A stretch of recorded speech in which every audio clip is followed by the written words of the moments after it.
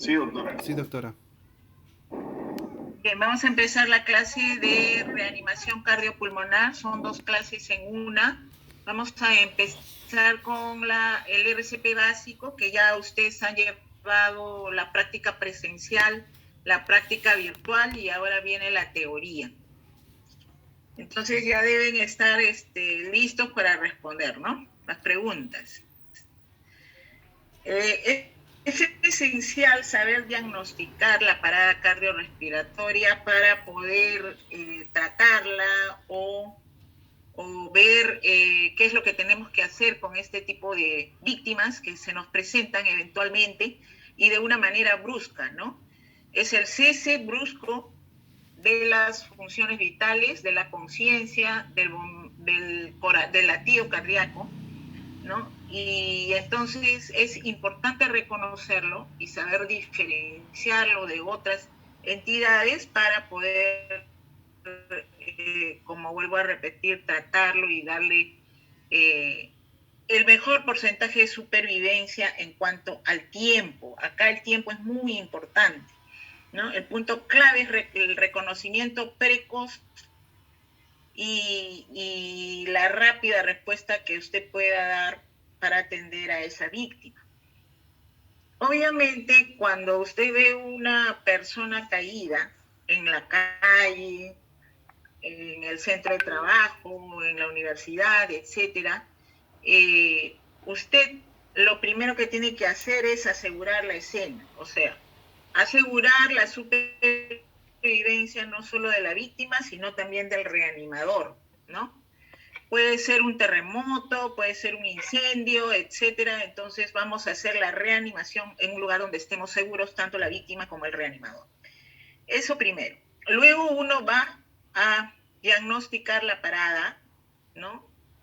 Examinando la conciencia de la víctima, ¿no? Se ponen las dos manos en los hombros de la víctima, ¿no? Señor, señora, ¿qué le pasa? Respóndame.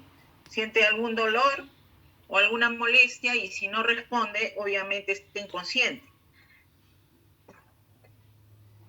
Perdón. Luego, el segundo paso es realizar una llamada, ¿no? En nuestro país al 116 o al 106, que es el SAMU, ¿no? El Centro de Atención de Emergencias, ¿no? Y se dirá que tenemos una víctima en parada cardiorrespiratoria que necesitamos que nos traigan un desfibrilador externo automático y rápidamente dirán la dirección donde se encuentran para que traten de llegar lo más pronto posible. Posteriormente, el siguiente paso es iniciar las maniobras de resucitación cardiopulmonar básicas, ¿no? Para diagnosticar la parada cardiorrespiratoria necesitamos la presencia de tres factores importantes. Uno es la inconsciencia, que ya la hemos detectado al examinar la conciencia, y después de hacer la llamada a emergencia, regresamos donde la víctima para ver si hay pulso y si hay respiración, ¿no? Si no hay pulso y no hay respiración, ¿qué es lo que sucede en la parada cardíaca? Hacemos el diagnóstico. Estadísticamente, las paradas cardíacas extrahospitalarias son las más frecuentes y dentro de las extrahospitalarias, las intradomiciliarias son las más frecuentes, ¿no? Entonces, donde no tenemos nada, donde no estamos listos para sospechar alguna parada cardiorrespiratoria.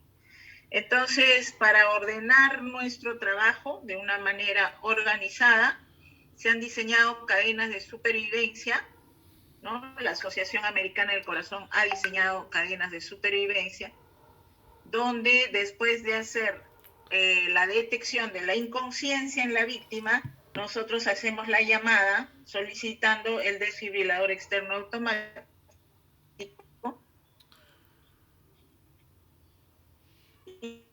y luego vamos donde la víctima a respiración y de pulso para resucitación cardiopulmonar.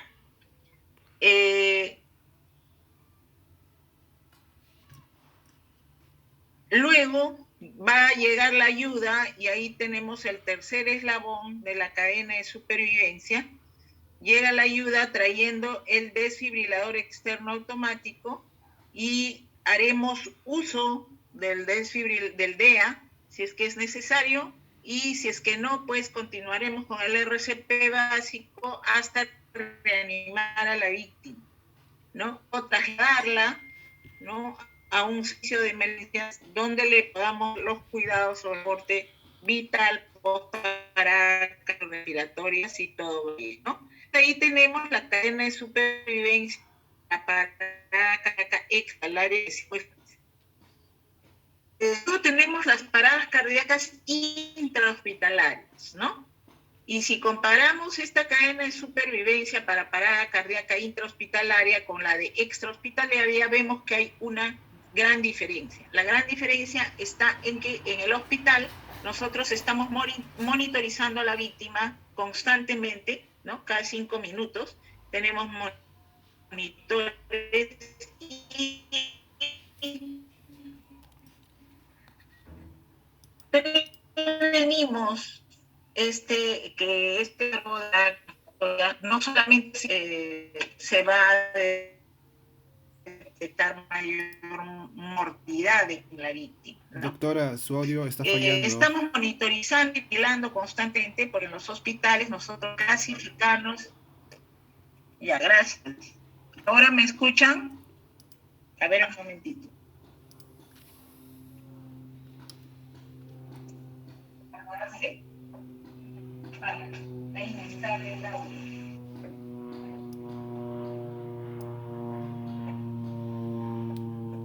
¿Ahora me escuchan? ¿Me escuchan mejor? Sí, doctora. Sí, doctora, ahora sí se escucha.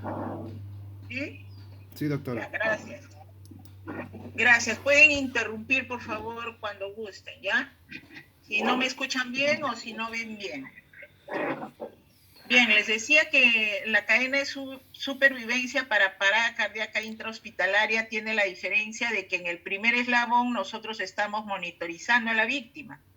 ¿Por qué? Porque en los hospitales nosotros clasificamos a los pacientes, ¿no? Los pacientes de alto riesgo no están pues en sección de hospitalizados, sino están en unidades de cuidados intensivos, en unidades de cuidados coronarios, están en cuidados intermedios como mínimo. Y ahí hay mucho monitoreo y personal especializado. Entonces hay vigilancia y prevención de la parada. Sin embargo, puede suceder, pero como hay personal capacitado, entonces se pierde menos tiempo, porque la víctima va a tener menor tiempo también de parada cardiorrespiratoria. Ocurre desde que sucedió la parada, y el reconocimiento es muy importante para la supervivencia de la víctima. Y luego lo demás es pues pedir la ayuda también, ¿no? Obviamente los equipos están a la mano, iniciamos RCP básico hasta que podamos por 2 minutos el RCP básico de alta calidad, para luego usar el desfibrilador externo automático. Esto para hacerles ver la importancia de la cadena de supervivencia, ¿no? Y la importancia de cumplir con todos estos pasos está en relación a la mayor o menor supervivencia de la víctima, ¿no? Si nosotros no cumplimos con estos pasos, nos demoramos en hacer el diagnóstico precoz y demoramos en brindar la compresión torácica. Miren, por ejemplo, este caso de desfibrilación tardía, ¿no? Y no dar el tratamiento de la compresión torácica hace que la víctima tenga una supervivencia del 2%. Sin embargo, si usted atiende con RCP básico lo más pronto posible y tiene una desfibrilación, la llegada del desfibrilador demora en llegar, la supervivencia aumenta hasta 8%, tan solo con atenderle con el RCP básico. Si usted hace la llamada, atiende con el RCP básico y le da desfibrilación dentro de los primeros 5 minutos, la supervivencia aumenta 20%. Si usted cumple con la llamada, da el RCP básico dentro de los primeros 4 minutos y el desfibrilador llega dentro de los 5 minutos, y además usted le brinda el RCP avanzado, entonces eso aumenta la supervivencia de la víctima, ¿no? Entonces, seguir y cumplir con los pasos que me indica la cadena de supervivencia está en relación al aumento de la supervivencia de la víctima. Ustedes van a ver que hay muchos algoritmos para RCP básico y RCP avanzado que nos van a orientar igualmente qué actitud debemos tomar frente a estas personas que han caído en parada cardiorrespiratoria. Entonces, no se olviden de que tenemos que reunir los 3 factores para hacer el diagnóstico de parada cardiorrespiratoria: inconsciencia, apnea y ausencia de pulso en grandes vasos, ¿no?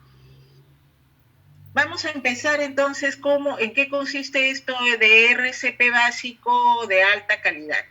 Desde el año 2010, la Asociación Americana del Corazón ha concluido de que las maniobras de resucitación cardiopulmonar deben ser iniciadas dándole la prioridad a la compresión torácica. Antes del 2010 el CAB no funcionaba. ¿Qué era lo que funcionaba? ¿Quién sabe? Antes del 2010, ¿cómo atendías una parada cardiorrespiratoria? Doctora, con el ABC. ¿Cuál es su nombre? Sofía. ¿Su apellido? Arias Estela. Sofía Arias Estela. Muy bien, Sofía. Así es. Funcionaba el ABC. A de vía aérea, B de respiración y C de compresión torácica. Al final la compresión torácica, y le daban la prioridad al manejo de la vía aérea, ¿no es cierto?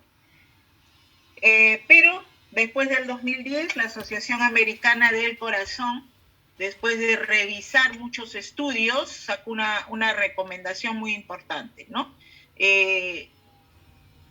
¿Por qué? Porque habría alta mortalidad en pacientes que recibían este algoritmo del ABC.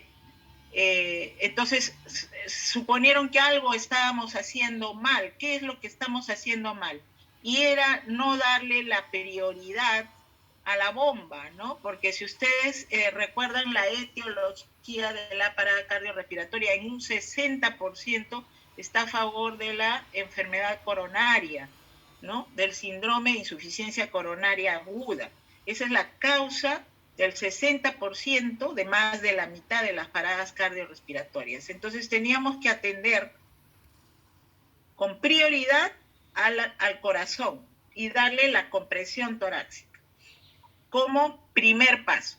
Entonces el ABC se cambió por el CAB.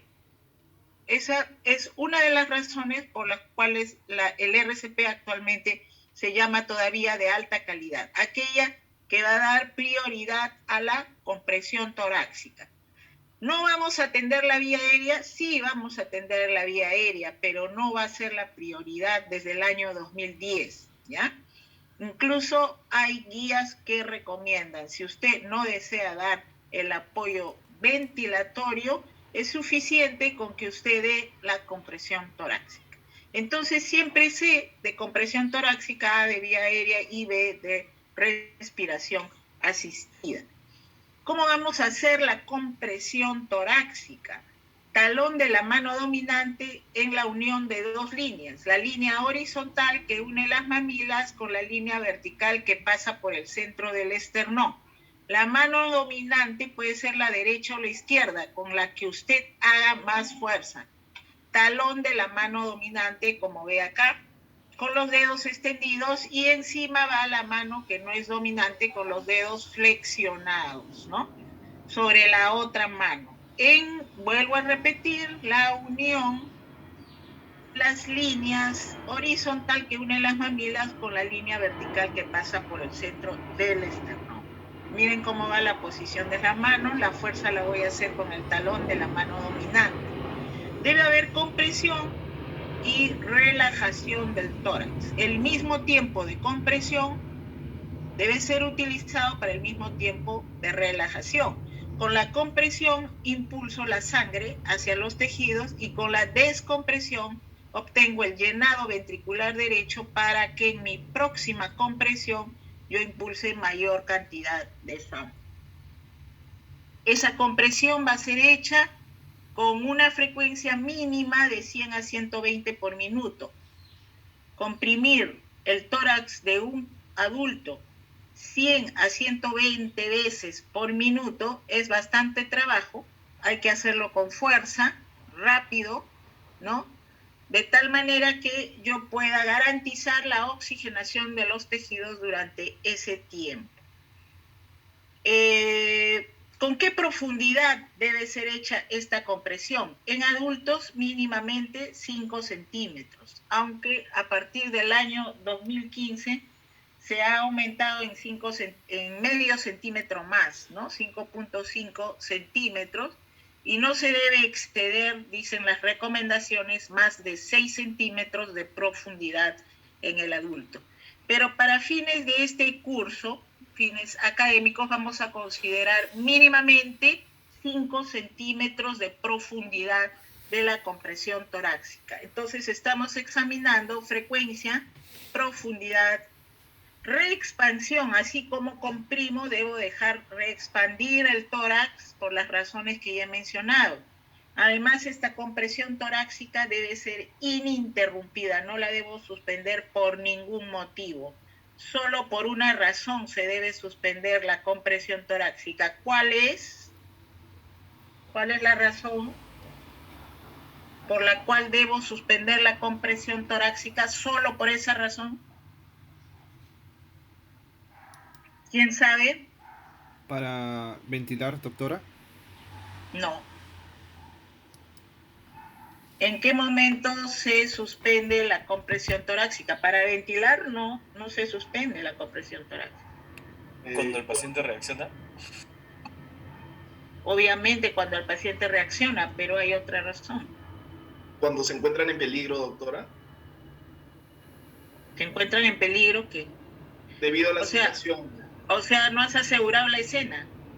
Aseguraste la escena, pero puede haber pasado algo posterior y debes reubicar. Bueno, podría ser, sí, podría ser, sí. Pero no es la... Pongamos que seguimos seguros en la escena. ¿Por qué otra razón? Doctora, ¿sí? puede ser cuando ya pasó más de 2 minutos o sobrepasa el tiempo de los límites que tiene la persona con la que está reanimando. Ya, pero mi pregunta va dirigida no a cuál es el tiempo máximo de realizar maniobras de resucitación cardiopulmonar. No voy por ahí, voy por otro lado. Cuando llega la ayuda, recuerden ustedes que hicieron la llamada y dijeron que tenían una víctima en parada cardiorrespiratoria y solicitaron un desfibrilador externo automático. Cuando llega la ayuda y el desfibrilador externo automático va a analizar el tipo de paro en el que se va a encontrar la víctima, en ese momento hay que suspender la compresión torácica, ¿ya? Entonces, situándonos en el cuadro o en la circunstancia de que estemos atendiendo una parada cardiorrespiratoria, asegurando la escena y dándole el RCP básico de alta calidad, si llega la ayuda y yo estoy dando el RCP básico, la compresión torácica, llega la ayuda y te dice, aquí traje el DEA, ¿no? Entonces, incluso cuando están prendiendo el DEA y acomodando los parches para desfibrilar a la víctima, usted continúa haciendo la compresión torácica. Sí, la continúa haciendo. ¿En qué momento se retira y deja de comprimir? Cuando el DEA analiza el ritmo para saber en qué tipo de parada cardiorrespiratoria se encuentra la víctima o en qué ritmo cardíaco se encuentra esa parada, para ver si el ritmo es desfibrilable o no es desfibrilable. En ese momento uno se retira y suspende la compresión torácica. Pueden haber otras razones, ¿no? De menor prioridad. Si es que tengo que suspender, como dijo su compañero, porque se complicó la escena, entonces no debo demorar más de 10 segundos en haber interrumpido la compresión torácica. En 10 segundos tengo tiempo, 10 segundos para reanudar la compresión torácica. Si es que la tiene que interrumpir. Lo ideal es que sean estas maniobras ininterrumpidas hasta que llegue la ayuda. Y luego, estas compresiones torácicas van a ser hechas, como les dije, con una frecuencia de 100 a 120 por minuto. ¿Las voy a dar así, como sí? ¿O me voy a organizar en ciclos? Me voy a organizar en ciclos, ¿no es cierto? 5 ciclos como mínimo. Cada ciclo va a estar comprendido de 30 compresiones seguido de 2 ventilaciones. Ese ciclo debe durar aproximadamente entre 20 a 22 segundos, incluidas las 2 ventilaciones, ¿ya? Y voy a hacer 5 ciclos como mínimo. Entonces, debo tener aproximadamente ahí más de 120 compresiones por minuto, ¿ya? Y sí, haciendo usted sus 5 ciclos, en un minuto va a tener aproximadamente 130 o 140 compresiones por minuto. Si usted puede hacer más, mejor, ¿ya? Siempre y cuando se atenga a las condiciones de la compresión torácica de alta calidad. Algo muy importante que tenemos que revisar es la posición del reanimador, ¿no? Con respecto a la víctima. Una rodilla a la altura del hombro de la víctima, otra rodilla a la altura del reborde costal inferior de la víctima. El reanimador coloca el talón de la mano dominante sobre el tórax de la víctima entre la línea horizontal que une los pezones o las mamilas y la línea vertical que pasa por el centro del esternón. La otra mano va encima con los dedos flexionados. Yo debo dejar caer mi cuerpo, el peso del cuerpo sobre el tórax para deprimir 5 centímetros como mínimo, con los brazos extendidos sin flexionar codos. Brazos extendidos sin flexionar codos. Los hombros deben caer por encima de la unión de las 2 manos. Por lo tanto, no debo comprimir con los hombros para atrás, ni sentado sobre mis talones, no. Me levanto de mis talones, me impulso hacia adelante y la línea horizontal imaginaria que une los hombros del reanimador debe caer por encima de las muñecas que están unidas encima del tórax de la víctima. Ahí está nuevamente, iniciamos el masaje, miren cómo ha colocado ahí las manos en el punto de intersección o entrecruzamiento de las líneas mamarias con la línea mitad que pasa por el centro del esternón, ¿no? Observen, brazos extendidos sin flexionar codos, hombros encima de la unión de las 2 manos.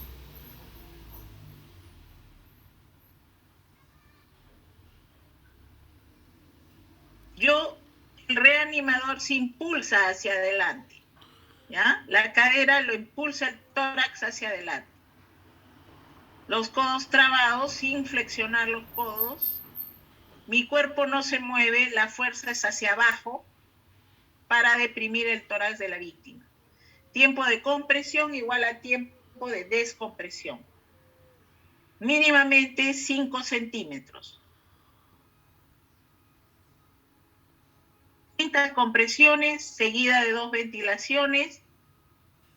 Luego continuar con sus otros 4 ciclos, en total mínimamente 5 ciclos. Si usted no desea ventilar, nadie lo obliga a que ventile. Puede continuar solo con las compresiones. Inclusive solo compresiones es trabajo bien hecho. En cuanto a la ventilación va a ser hecha después de las 30 compresiones, van a seguir las 2 ventilaciones asistidas inicialmente boca a boca entre reanimador y víctima, ¿ya? Como vuelvo a repetir, si usted no desea dar la ventilación asistida, nadie lo obliga, pero la compresión torácica sí es obligatoria, ¿no? Cada ventilación va a durar aproximadamente 1 segundo y no me debo exceder de dar más de 10 ventilaciones por minuto, no más de 10 ventilaciones por minuto. Antes de cada ventilación debo realizar la maniobra frente-mentón de la manera en la que ven en la figura, una mano en la frente y la otra mano, generalmente la derecha, con 2 dedos debajo del mentón, llevando el maxilar hacia arriba y hacia adelante para permeabilizar la vía aérea y el oxígeno que yo le dé pase hacia la tráquea, ¿no? Cuando una víctima está en parada cardiorrespiratoria, está totalmente relajada toda su musculatura, por lo tanto la lengua, que también es un músculo, cae por gravedad, obstruyendo el pasaje del aire o del oxígeno hacia la tráquea. Haciendo la maniobra frente-mentón, yo estoy llevando la base de la lengua hacia arriba y liberando así la orofaringe para que el oxígeno pase hacia la tráquea. Nuevamente acá, la víctima en parada cardiorrespiratoria, la base de la lengua está obstruyendo la orofaringe e impidiendo el pasaje del oxígeno. Con una maniobra frente-mentón, yo lo que estoy haciendo es permeabilizar la vía aérea. Si el paciente es obeso, con mayor razón, más obstrucción de la orofaringe. Esta es la razón por la cual los obesos roncan en la noche. Se les cae la lengua y no hay pasaje de oxígeno hacia la tráquea. ¿Qué hay que hacer? Hay que colocar un decúbito lateral al obeso que no está en parada. Al que está en parada hay que hacerle maniobra frente-mentón. Si es que es un accidente de tránsito y yo estoy sospechando que hay una lesión cervical, lo primero que tengo que hacer es inmovilizar el cuello. Y luego, para liberar la vía aérea y darle la ventilación asistida, ya no voy a hacer maniobra frente-mentón porque estoy sospechando que hay lesión en columna cervical. ¿Qué maniobra voy a realizar? La maniobra de subluxación del maxilar, ¿no? Como ven acá en la figura, llevando con 2 dedos pulgares el maxilar o el mentón hacia adelante para liberar la vía aérea de la base de la lengua y darle la respiración asistida a la víctima. No olviden que cada ventilación va a durar 1 segundo y en total con las 2 ventilaciones no debo pasar más de 5 segundos. ¿Por qué no más de 5 segundos? Porque en cada ventilación yo tengo que abrir la vía aérea, pasa 1 segundo, luego tengo que pinzar la nariz para que no se vaya el oxígeno por las fosas nasales, luego voy a inspirar profundamente y bajar mi boca hacia la boca de la víctima y pasa otro segundo, y luego expiro en la boca de la víctima, pasa otro segundo y así se han sumado 4 a 5 segundos por cada ventilación. Entonces, cada ventilación no más de 1 segundo y en las 2 ventilaciones no más de 5 segundos en total. Siempre que se ventila o se asiste la ventilación, hay que ver de reojo que con cada ventilación se expanda el tórax, si no, no hemos hecho una ventilación efectiva. Entonces, previo a la ventilación asistida hay que hacer maniobra frente-mentón versus, si es que estoy sospechando traumatismo cervical, subluxación del maxilar, ¿no? O elevación del maxilar con 2 pulgares. Y luego asisto la ventilación, comprimo 30 veces, nuevamente 30 compresiones, luego 2 ventilaciones, 30 compresiones, 2 ventilaciones y así 5 ciclos. Acá nuevamente, cómo se hace una maniobra frente-mentón correctamente con obstrucción de las fosas nasales para evitar que el aire salga se pierda por las fosas nasales. La ayuda puede llegar también con dispositivos de barrera, como son estas bolsas con filtro antimicrobiano para asistir la ventilación. Eso no quiere decir que vamos a dejar de hacer la maniobra frente-mentón. Incluso con las máscaras faciales se puede hacer la maniobra frente-mentón. Miren, esta es una máscara facial que recomienda la Asociación Americana de Anestesiólogos para asistir la ventilación. Acá en la punta tiene un filtro antimicrobiano. Y luego, cuando llegue la ayuda, también puede traer estos ventiladores manuales que ya hemos visto en la práctica presencial, que constan de una máscara y una bolsa, y cómo es que se debe adaptar la máscara facial en la cara de la víctima, ¿no? Con la mano izquierda hacemos con los 2 primeros dedos la letra C para coaptar la máscara en la cara de la víctima de esta manera, ¿no? La máscara tiene esta forma, un vértice superior que debe ir en contacto con la parte superior de la nariz, y luego toda la parte ovoidea de la máscara debe incluir las fosas nasales y la boca de la víctima, ¿no? Acá hay 2 reanimadores, uno se dedica a hacer la compresión y otro apoya la ventilación.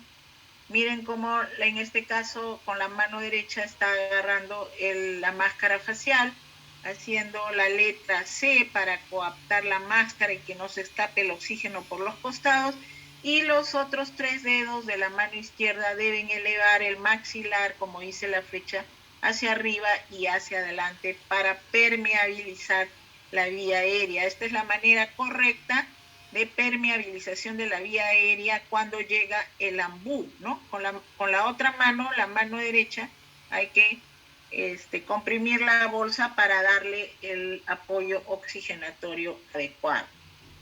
Entonces, no más de 10 a 8 respiraciones por minuto. Incluso cuando llegue la ayuda con dispositivos avanzados como son el combitubo, el tubo orotraqueal, la máscara laringea, las 10 respiraciones por minuto como máximo, ¿no? Entonces, las guías actuales de la reanimación cardiopulmonar recomiendan minimizar al máximo las interrupciones entre las compresiones torácicas, porque lo ideal es que sean ininterrumpidas, ¿no? Y si es que las tiene que interrumpir, no debe demorar más de 10 segundos en ese lapso de interrupción de compresiones torácicas. Evitar la hiperventilación. No debemos hiperventilar. ¿Por qué? Porque si pasamos de más de 10 respiraciones por minuto, ya estamos hiperventilando. Al hiperventilar estamos dándole a la víctima mayor presión intragástrica y podemos correr el riesgo de que regurgite y que se aspire desde el punto de vista pulmonar. El contenido digestivo pasa y contamina el pulmón y se transforma en una aspiración pulmonar más y se complica la situación, ¿no? Entonces, por esa razón, esa es una de las razones por las cuales no se debe hiperventilar.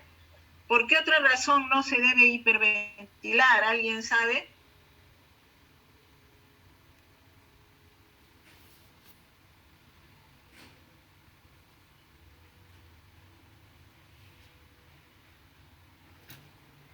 En parada cardiorrespiratoria, ya les di una razón. No más de 10 respiraciones por minuto porque aumentas la presión intragástrica, y recuerden que la parada cardiorrespiratoria no garantiza que la víctima no haya ingerido alimentos, ¿no? Se presenta de una manera brusca. Puede ser después del desayuno, del almuerzo, de la comida, y el estómago está lleno. No debo hiperventilar porque puede aspirarse.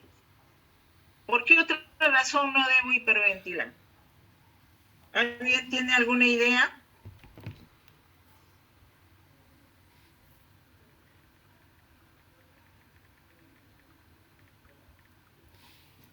No se debe hiperventilar porque al hiperventilar usted aumenta la presión intratorácica.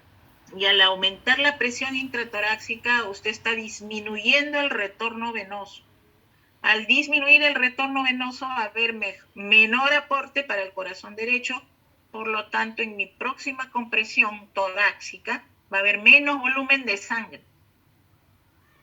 Entonces, esa es la otra razón por la cual no debo hiperventilar. No más de 10 respiraciones por minuto, entonces. Esas ideas equivocadas de que hay que darle aire ha cambiado, ¿no? Se calcula que en 2 minutos aproximadamente el reanimador ya disminuye su fuerza de compresión torácica. Por lo tanto, lo recomendable es que cada 2 minutos rote el rescatador, ¿no? Si usted está solo, mala suerte, pero si hay otra persona al lado suyo que lo puede reemplazar, usted le puede guiar cómo hacer la compresión torácica de la manera más ideal y correcta y continuar con el RCP básico. Hay muchas razones por las cuales uno tiene la tentación de suspender las compresiones torácicas, ¿no? Muchas veces pueden llegar, si es una parada cardiaria, las enfermeras y decir que pare la compresión para colocar una vía periférica, ¿no? O para, ¿qué le digo?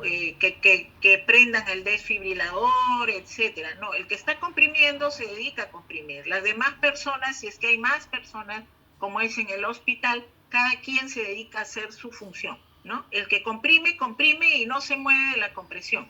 Los demás prenden desfibrilador, cogen una vía periférica, una vía central, etcétera, ¿no? Traen el laringoscopio, todo. Pero el que está haciendo la compresión se dedica a la compresión. Entonces, no, el de la compresión no es que tiene que prender el desfibrilador, tiene que cargar la adrenalina, no. Eso es en el caso de que esté solo, ¿no? Pero cuando está solo, lo más frecuente es que no esté en el hospital y que no tenga que cargar ninguna droga, tiene que dedicarse a la compresión torácica. Y cuando la parada es intrahospitalaria, con mayor razón, ¿no? Hay otro personal que va a ser el indicado para cargar las drogas, para canalizar una vía periférica, ¿no? Para prender el desfibrilador, etc. La pregunta siempre es ¿hasta cuándo debo continuar? ¿No? Las guías no te dan un tiempo exacto que te digan que en 3 a 4 minutos de RCP básico, si no reacciona el paciente, ya suspende y di adiós, ¿no? No lo dice así.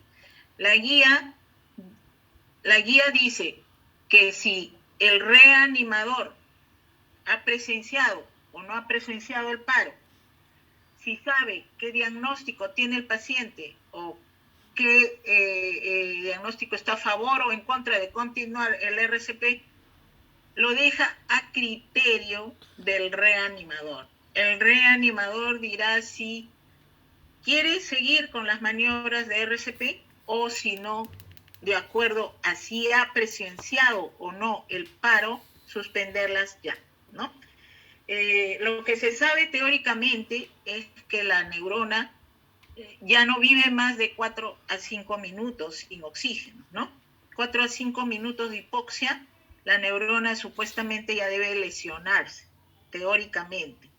Pero hay excepciones porque se han reportado reanimaciones cardiopulmonares que han demorado más de 5 minutos y los pacientes o las víctimas han salido sin lesión neurológica, ¿no? Por otra parte, hay otras razones por las cuales se debe parar o se puede parar, ¿no? Si es que es la decisión del reanimador. En realidad, acá el que decide si continúa o no continúa es el reanimador. ¿De acuerdo a qué? De acuerdo a si ha presenciado o no la parada cardiorrespiratoria, ¿no? O si ya se ha cansado, está reanimando más de 4 minutos, está solo, no viene la ayuda, ¿no? Y no ha presenciado el paro, con mayor razón. No presenciar el paro está a favor de acabar más rápido. Presenciar el paro, si usted sabe que ha parado desde tal hora y usted continúa, eso está a favor de continuar, ¿no? Porque uno sabe cuándo está haciendo un RCP de alta calidad y cuánto tiempo lleva haciendo ese RCP. Obviamente, si la víctima se despierta y reacciona bien a las maniobras de resucitación cardiopulmonar, es una razón por las cuales deben dejar de comprimir el tórax.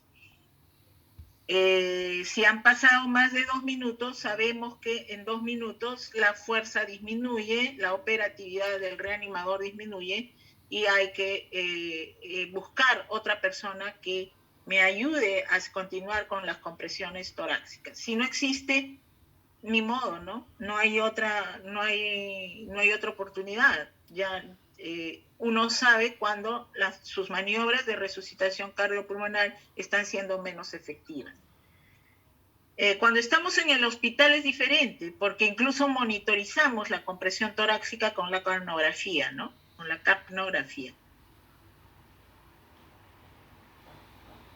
Bien, esto es el resumen de lo que les vengo diciendo y no olvidar, por favor, revisar estas recomendaciones de qué se debe hacer y qué no se debe hacer durante la atención de una parada cardíaca para un adulto. Bien, si tuvieran preguntas, para empezar con la reanimación.